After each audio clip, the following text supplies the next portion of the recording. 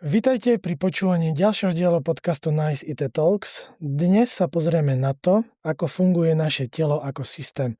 Rovnako ako počítač alebo ako IT infraštruktúra. Mojím dnešným hostom je Dušan Plichta, biohacker, inovátor a zakladateľ spoločnosti Powerlogy. Dušan, vitaj. Ďakujem, Majo. Som rád, že sa tu stretávam práve na pôde IT, ktorá má veľmi vlastne pekné presahy s biohackingom a tomu, čomu sa venujem.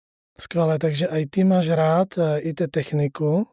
Ja mám zase rád zdravú stravu a zdravý životný štýl, takže tento rozhovor bude určite zaujímavý. Nedávno som tu mal etického hackera, dnes tu mám biohackera a znie to veľmi podobne. Tento podcast sa zameriava na IT témy, ale vidím tam mnoho paralel, preto som ťa aj zavolal, aby sme sa vlastne pozreli na to, lebo napríklad aj počítače alebo IT infraštruktúra funguje zle, keď je preťažená, alebo keď je zle nastavená a rovnako je to aj s našim telom. Takže etický hacker, ako som spomínal, ten hackuje siete a počítače a ty pravdepodobne hackuješ naše tela a naše mysle. Je to tak? Áno, v podstate môžeme prejsť rovno k veci, hej, že biohacking je teraz už celé odvetvie, ktoré vzniklo z inovácie, ktorá vznikla v Silicon Valley, kde je v podstate meká aj IT a takto.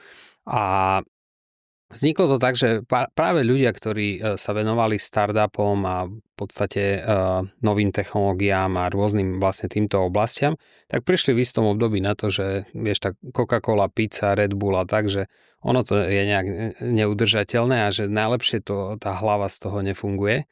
Tak normálne sa na to pozerali presne cez tú IT racionálnu optiku, hej, prístupu, volajme to logiky, a pozreli sa na to, že aké sú vstupy, aké sú výstupy a začali vlastne takto skladať ten biohacking, hej. A začali ten zakladateľ, ktorý tam bol v podstate na čele toho hnutia, alebo ako sa to povie, tej inovácie, tak sa pozeral aj teraz na to naše telo ako na, voláme to Mac OS, ako na operačný systém, hej.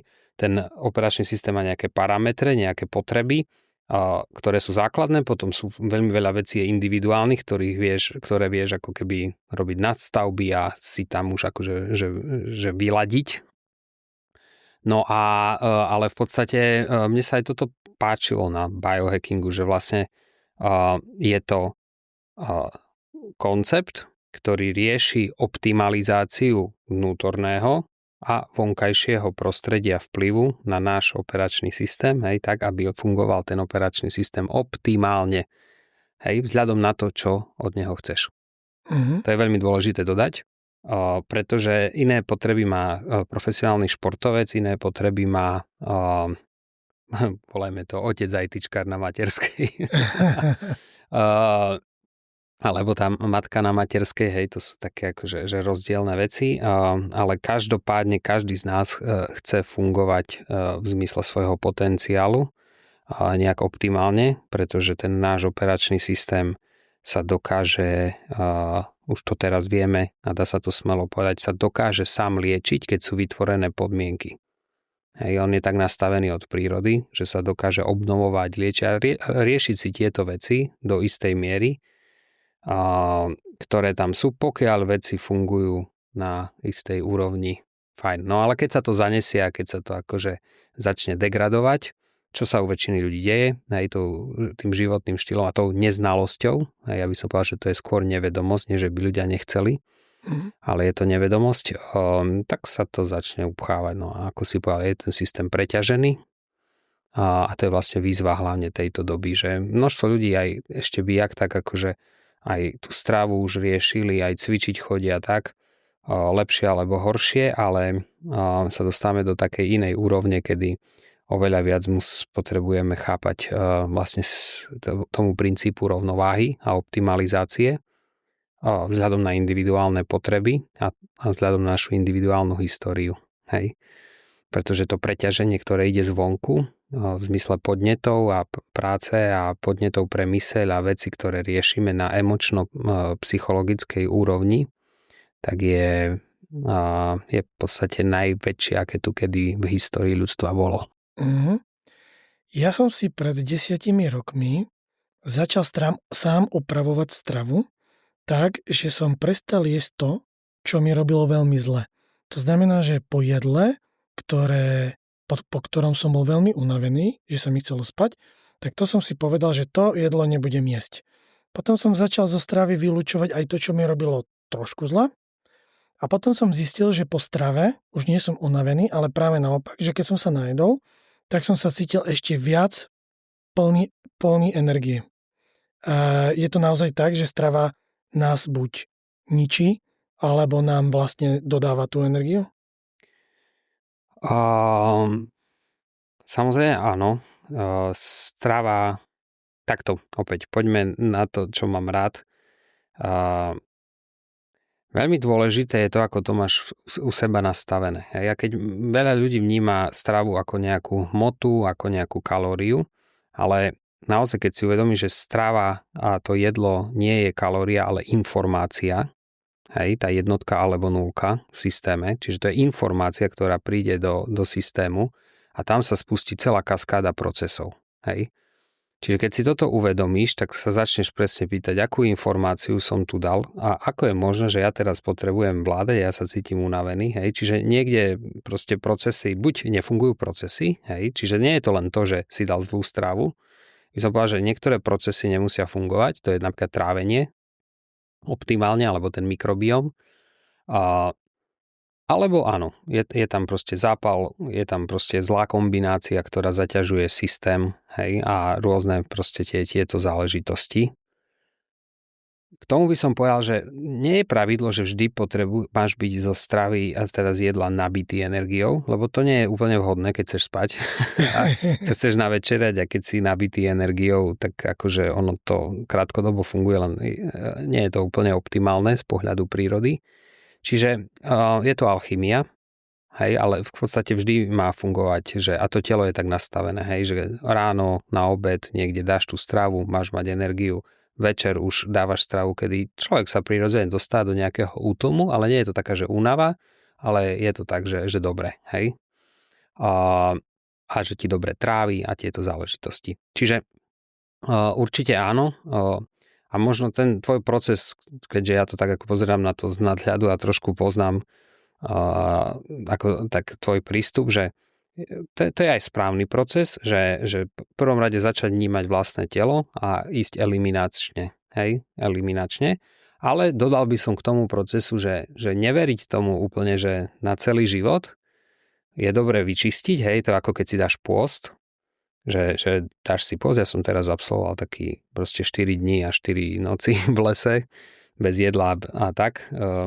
A spätne vlastne po tom pôste máš ako keby zresetovaný systém a dávaš postupne veci, ktoré vnímaš, že dobre, a dáš možno aj niečo, že ja neviem, nejaké mäso a niečo a ty vnímaš, či to sedí zase a tak, lebo keď sa systém zresetoval, tak by mali veci sedieť, hej. Samozrejme v optimálnych kombináciách, kvalite a takto.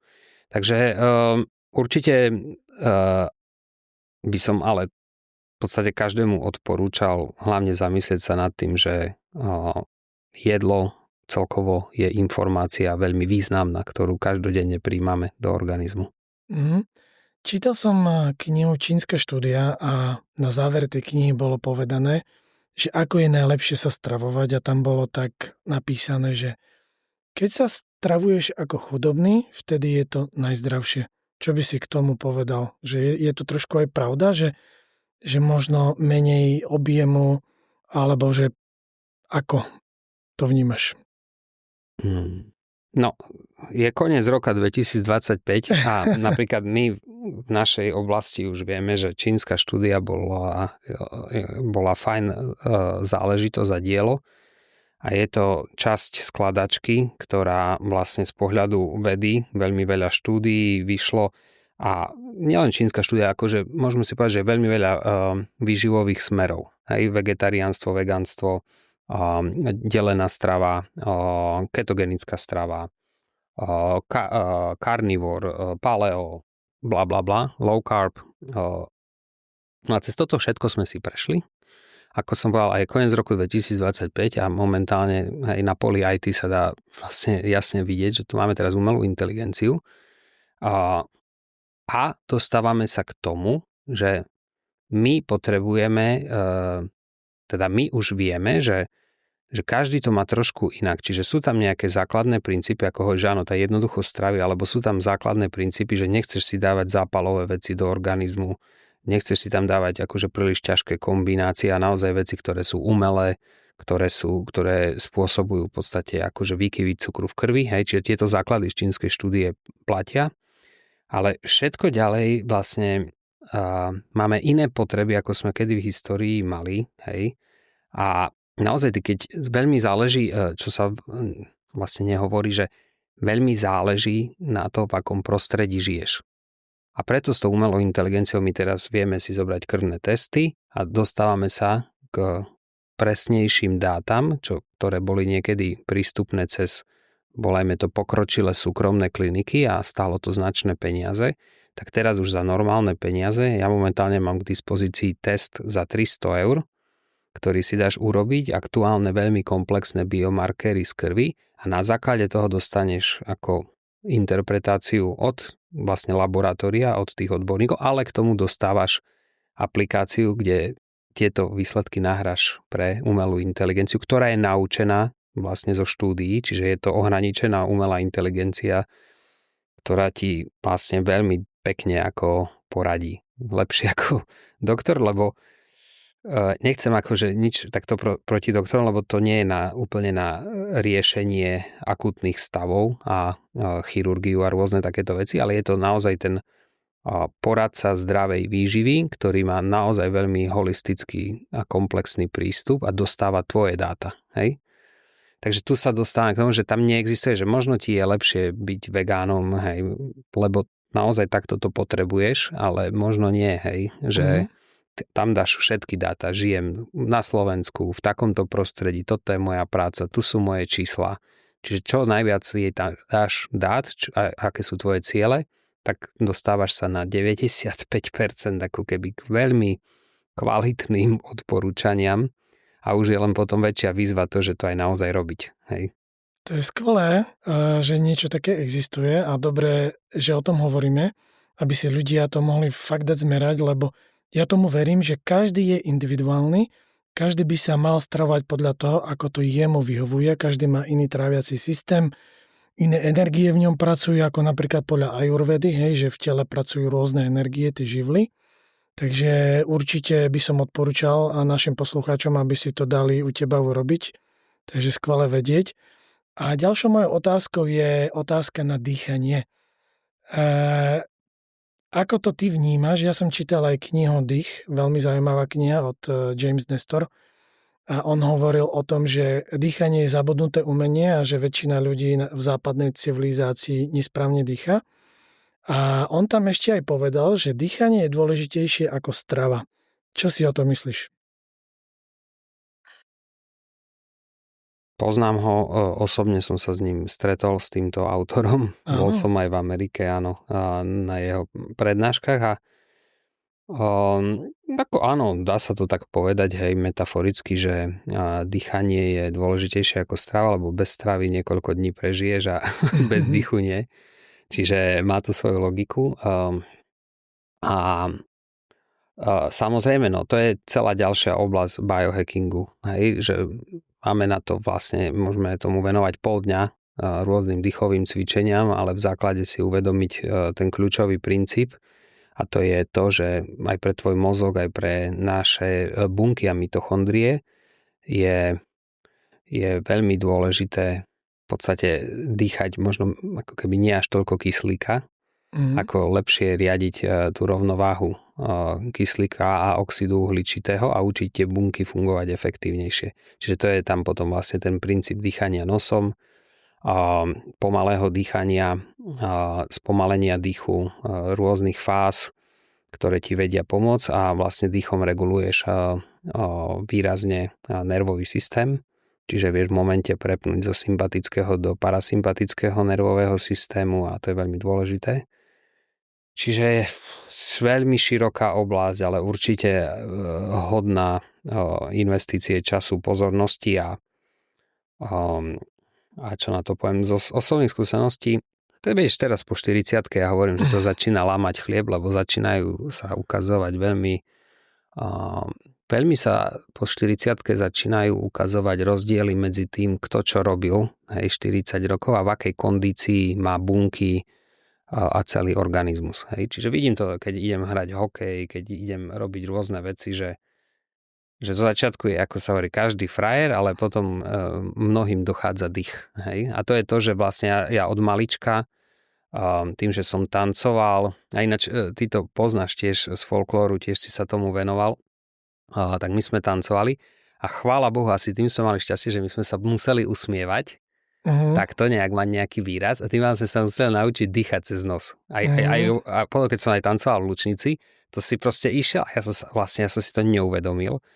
A až potom spätne, ak som si to doštudoval, že ja som mal vlastne super tréning. Že ja som prirodzene naučený dýchať nosom a vždy som to tak mal. Čiže to mám šťastie, ale veľa ľudí áno, chápem a vidím to.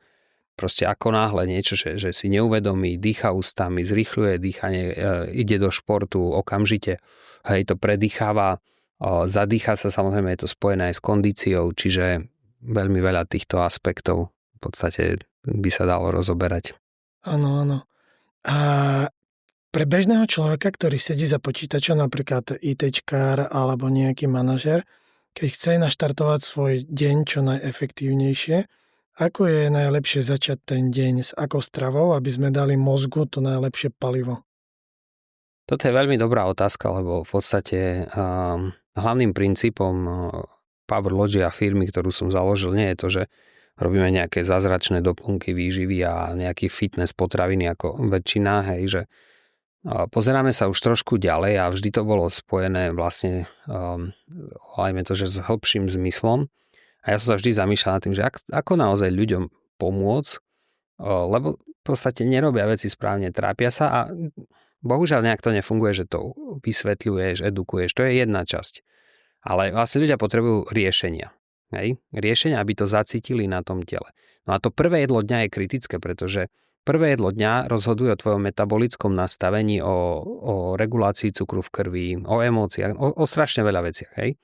Čiže to prvé jedlo dňa môžu byť raňajky, ale nemusia to byť raňajky, lebo niekomu vyhovuje neraňajkovať a posunúť to prvé jedlo dňa, dať si ráno len kávu, čaj alebo niečo. A vlastne dobre sa metabolicky nastaviť na, voláme to palenie tukov, alebo na flexibilný metabolizmus, na dostatok energie a rovnováhu cukru v krvi. Takže prvé jedlo dňa je kritické a ťažko sa mi ako hovorí, že konkrétne veci, lebo ľudia chcú ako rýchle riešenia aj z podcastu, že však povedz mi, čo mám robiť. No nepoviem vám to, lebo aj tak to nebudete robiť, ale ja odporúčim všetkým, ktorých to zaujíma, takže naozaj to prvé jedlo dňa a raňajky stoja za to a treba si tam nájsť rovnováhu a určite to bude o tom, že menej cukrov a viacej proteínu. Čiže toto je taký základ. Toto je taký základ, v jednoduchosti menej cukru, viacej proteínu. To vieme teraz jednoznačne odporučiť. Ty si mi raz namiešal takú dobrú kávičku s MCT olejom. Aj to odporúčaš napríklad ku raňajkám, pred raňajkami, lebo po raňajkách po jedle by sa nemalo piť, nejakých 20 až 30 minút? Ja už niekoľko rokov teda neraňajkujem a moje prvé jedlo dňa je káva s maslom a s MCT olejom, zvaná Power Coffee, ktorá je už na trhu viac ako 8 rokov, má svojich fanúšikov a veľmi veľa ľuďom to veľmi dobre sadlo. Nemusíš si tento mix robiť s kávou, dá sa to robiť aj s čajom, s kakaom. Je to skvelá vec.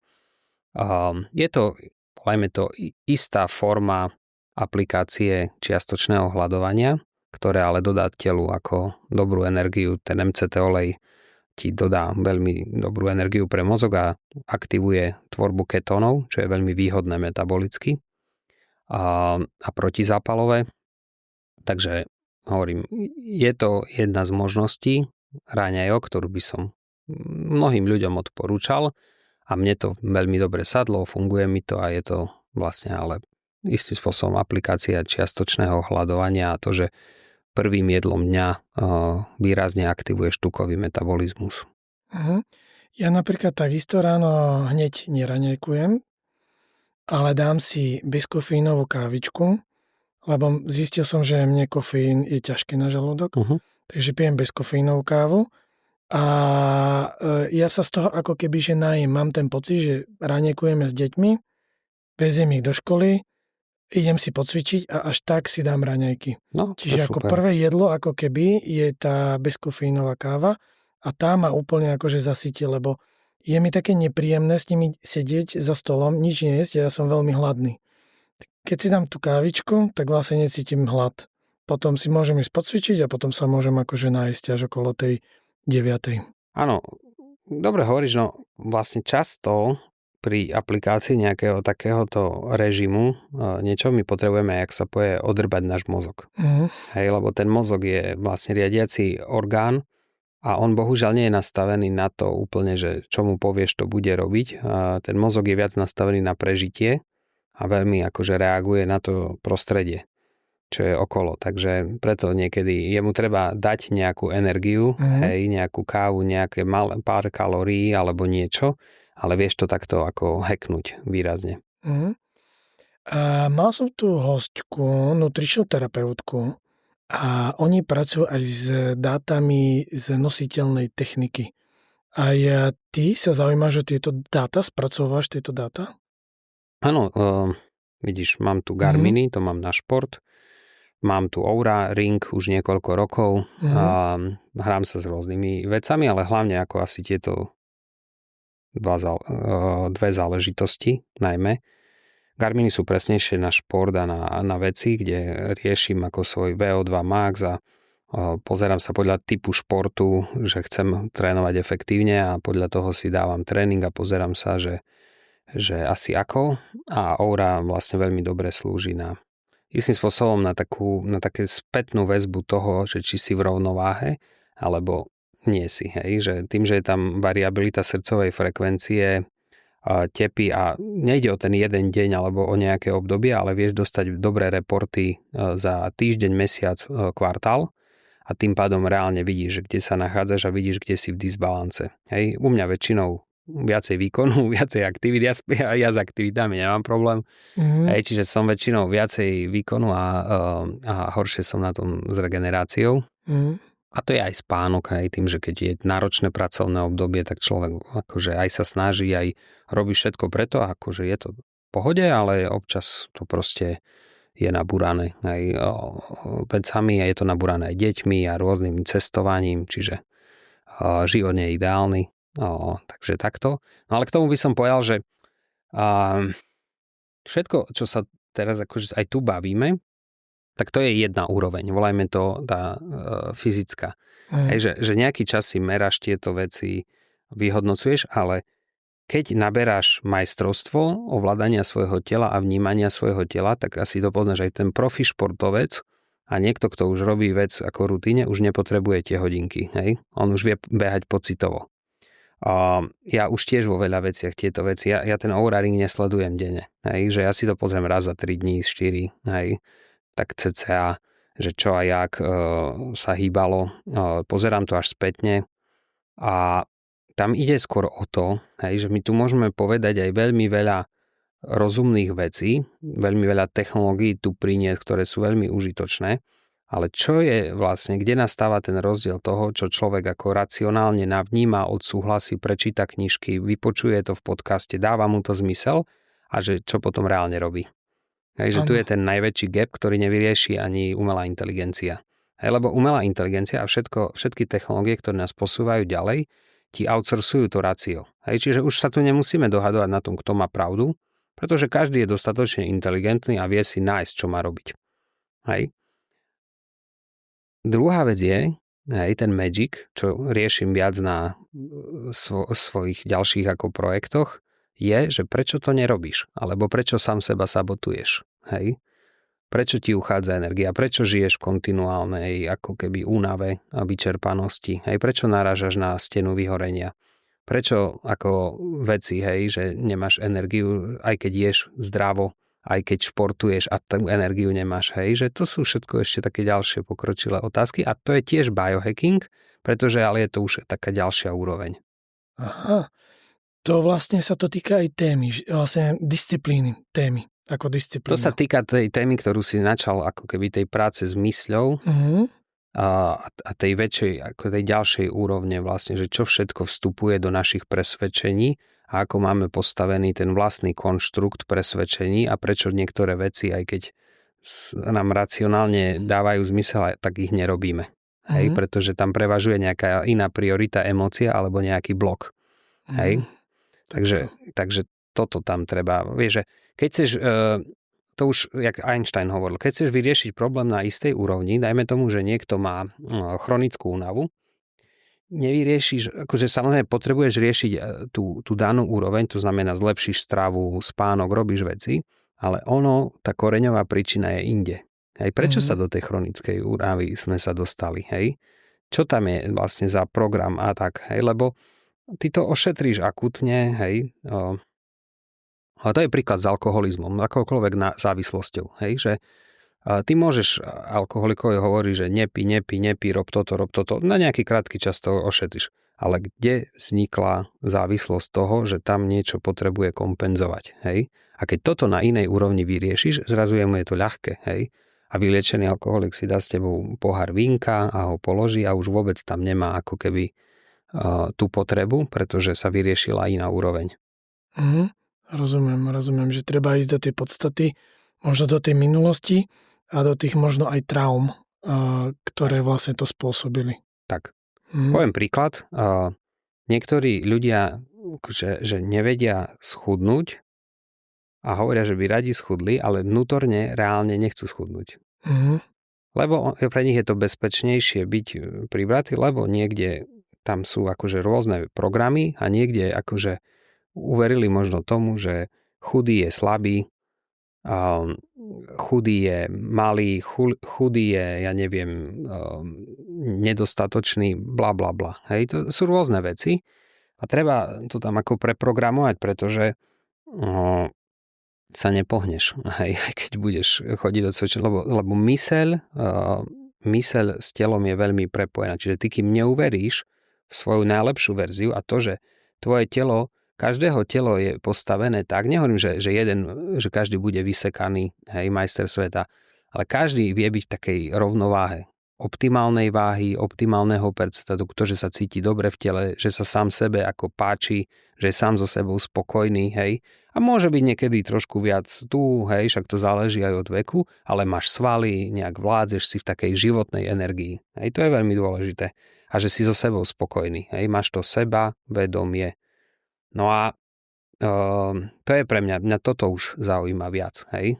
Pretože za tie roky, a to aj vidíme, hej, že ľudia sa boja, nutriční poradcovia a rôzne ľudia, že stratia prácu, lebo umelá inteligencia a tak, že berme to ako super výhodu, hej, že my už sa nemusíme naťahovať na tom, kto má pravdu, my potrebujeme ale začať riešiť seba viac, hej, že prečo nerobím to, čo mám robiť, hej, prečo si robím zle vlastne.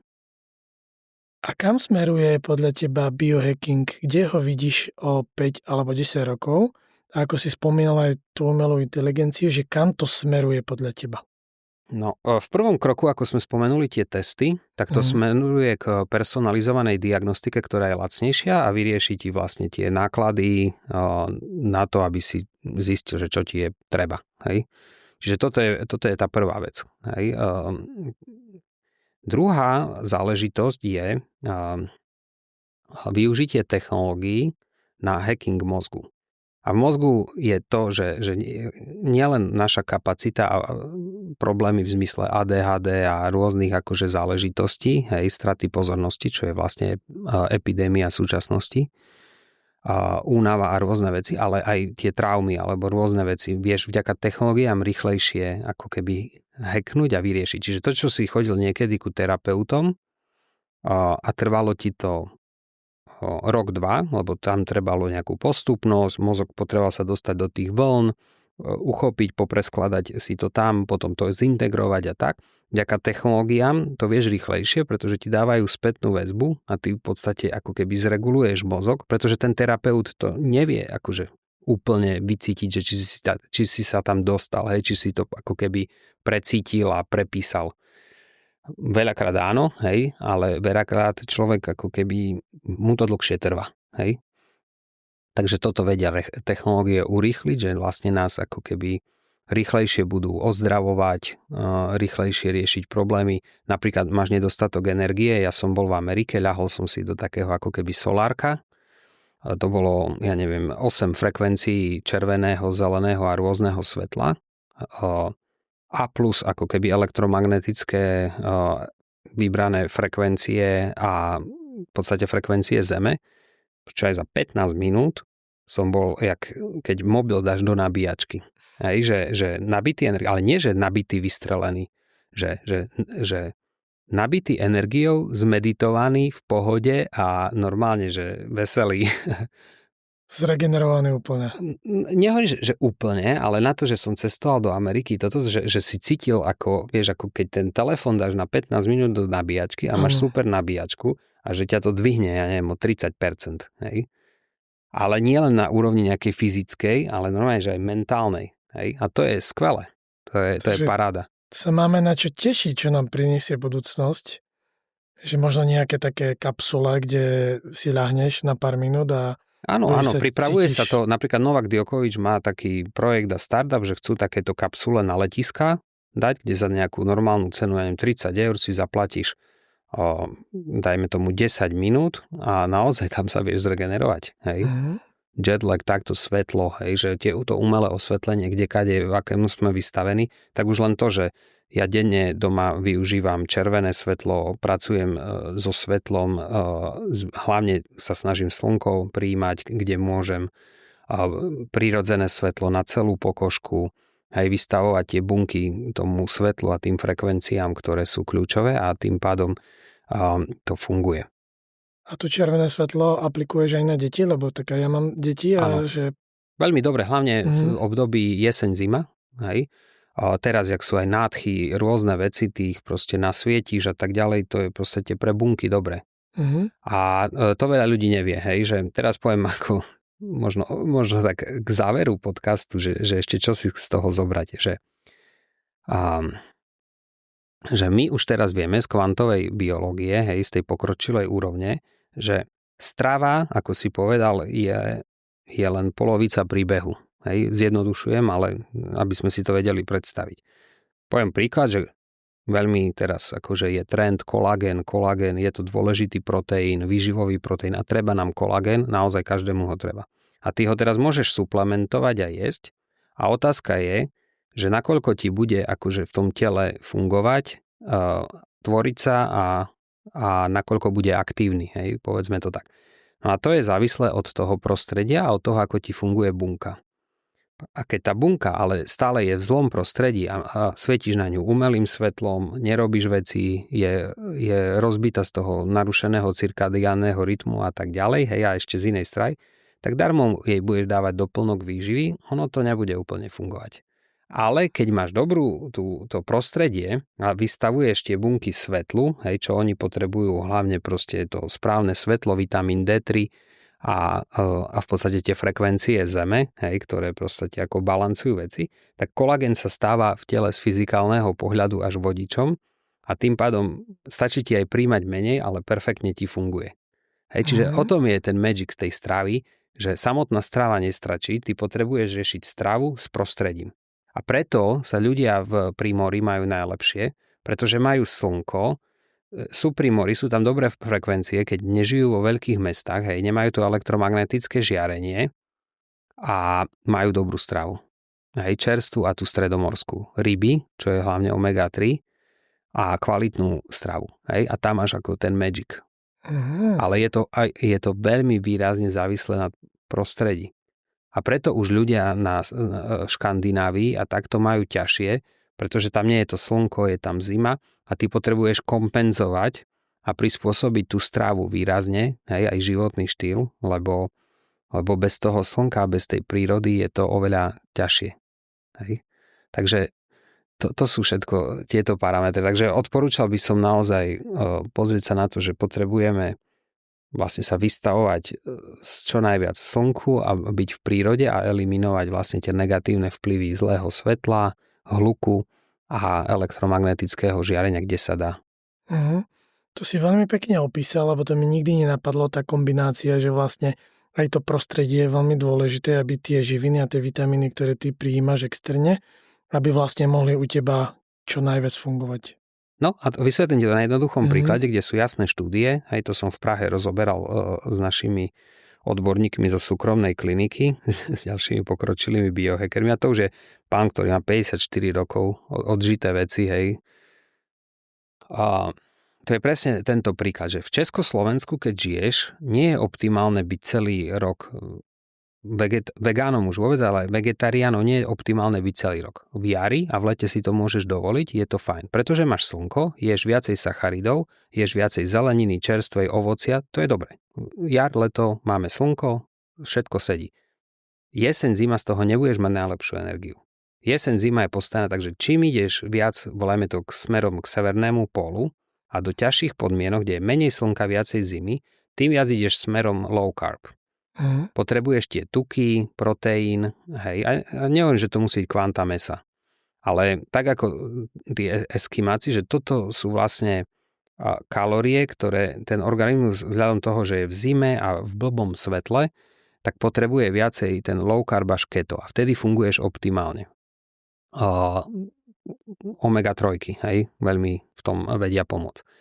No a to je ten super trik a najväčší problém v súčasnosti je, že tým, ako väčšina ľudí vo veľkých mestách dennodenne príde do ofisu, umelé osvetlenie, stres, vplyv elektromagnetického žiarenia, práca za počítačom, v kuse v kontakte s technológiou, s elektronikou, s mobilom a tak ďalej.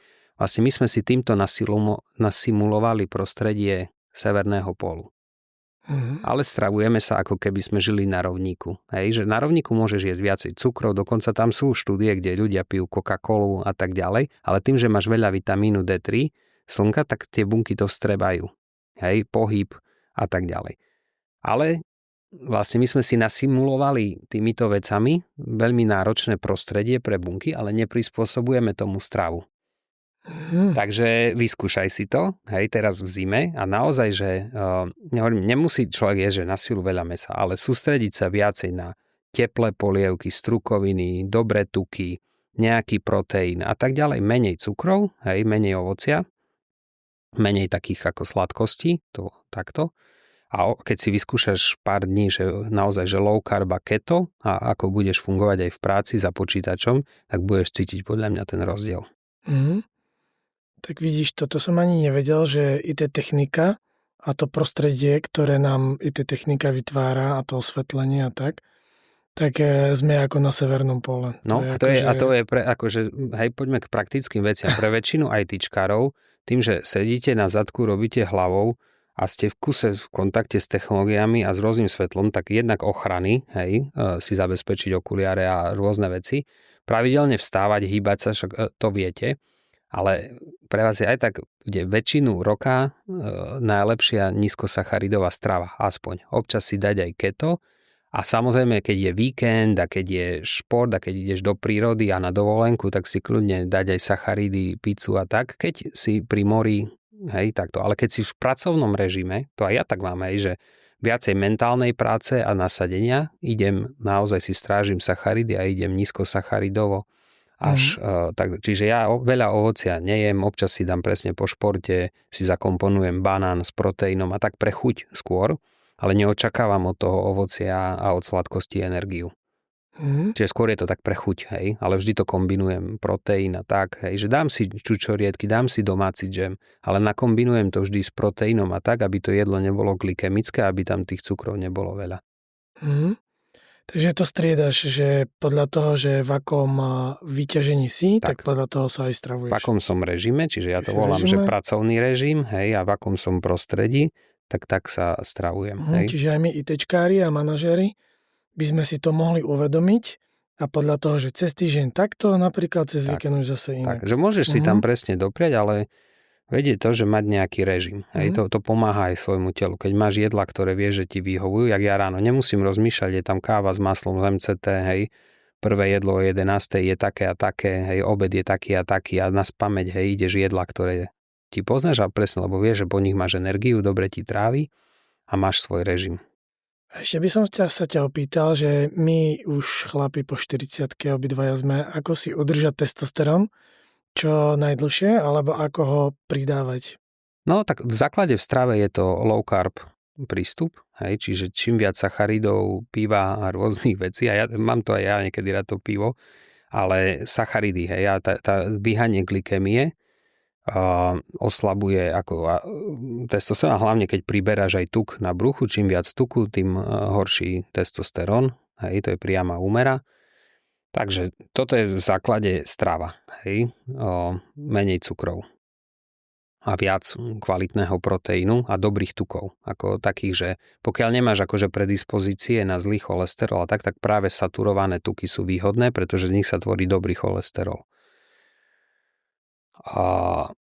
A potom, čo sa týka životného štýlu, ochrana voči elektromagnetickému žiareniu, hej, čiže keď si mobil budeš mať vo vrecku a pri vajcach, hej, a rôzne akože počítač na vajcach, hej, a takto, tak to není najlepšie zďaleka. Čiže ochrana voči takým tým elektromagnetickému žiareniu, kde sa dá a v rámci normy. No a potom silový tréning, proste potrebuješ svaly, potrebuješ dvíhať činky. Dvakrát do týždňa stačí úplne. Tiež. Raz, dvakrát do týždňa aspoň proste nejaký silový tréning. A tam to pocítiš a to výrazne. A chlapi, problém je, keď to zoberieš a pozrieš sa, slabnú nám, hej, a nechodia už tak cvičiť. A to má byť čisto zdravotne. Nemusí ťa to baviť. Nemusí to si zober, že to je pre zdravie. Proste už sa to stáva po 40-ke, ja to hovorím, že dvakrát do týždňa ísť urobiť funkčný a nejaký tréning, potrebuješ dvihnúť váhy a potrebuješ držať ako core veci, svaly na stehnách a tak, lebo proste začne ťa boleť chrbát, začnú byť problémy, chceš či nechceš, hej, horšia glykémia a už to ide dole vodou. Takže toto je základ, ako ten kvalitný, zdravý silový tréning. Čiže stačí dvakrát do týždňa a vôbec to nemusí byť že o tom, že mať svaly, ale proste Nemusí to byť o ťažkých váhach. Tam ti tréner, hej, úplne investícia do trénera sa veľmi oplatí. Máme tu už skvelé možnosti. A je to pre teba lepšie, nemusíš rozmýšľať, dá ti to niekto, komu môžeš dôverovať a proste... Ja poviem svoj príklad, však aj ja som začal som pred 3 rokmi hrať intenzívne hokej, začal ma bolieť spodný chrbát. Prišiel som za trénerom, diagnostika, dobre, máš slabý zádok, hamstringy, budeš robiť tieto cviky, za 3 mesiace paráda. Hej? A som dokompenzoval a je mi lepšie a viem, čo mám cvičiť. Cvičím to proste poctivo a je to super. Hej? Aj teraz idem lyžovať, hocičo, proste viem, čo mám cvičiť, svoje cviky a to nie je veľa, ale to je zase ten biohacking, že nie je hociák a veľa. Proste vedieť, čo máš spraviť pre to, čo tebe treba. Hej? Takto chodím raz až 2-krát do týždňa hrať hokej, mám vybavený high intensity interval training a môže mi hovoriť, kto chce, čo chce, keď ukážem na Garminách tú hodinu hokeja, hej, že pravidelne 190 tepy a tak. Sám sa k tomu neprinútim, vieš, ale mám to cez hru a cez ten hokej, to je proste easy. Takže tam ma to baví. Čiže ja mám napríklad v tomto ten hokej a na takéto pohodové veci mám zase iné športy, hej, že si idem na bicyklik a tak a tam sa to snažím už nehrotiť. Super, perfektné. Dušan, ďakujem ti veľmi pekne za super rozhovor. Sa naozaj teším, že sme sa mohli porozprávať. Veľa som sa dozvedel. Verím, že aj naši poslucháči a diváci sa budú z toho tešiť a veľa si z toho zoberú. Takže ešte raz veľmi pekne ti ďakujem. Želám ti pekné sviatky, pekné Vianoce, lebo čo skoro tu ich máme. No a teším sa zase, že možno sa tu uvidíme.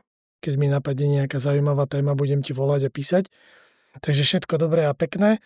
Ak sa chcete dozvedieť viac o Powerlogy, tak si pozrite stránku www.powerlogy.com a ak sa vám tento podcast páčil, sledujte nás aj naďalej na YouTube, na LinkedIn alebo na Spotify. Majte sa pekne a teším sa na vás opäť pri ďalšom podcaste Nazite Talks. Majte sa.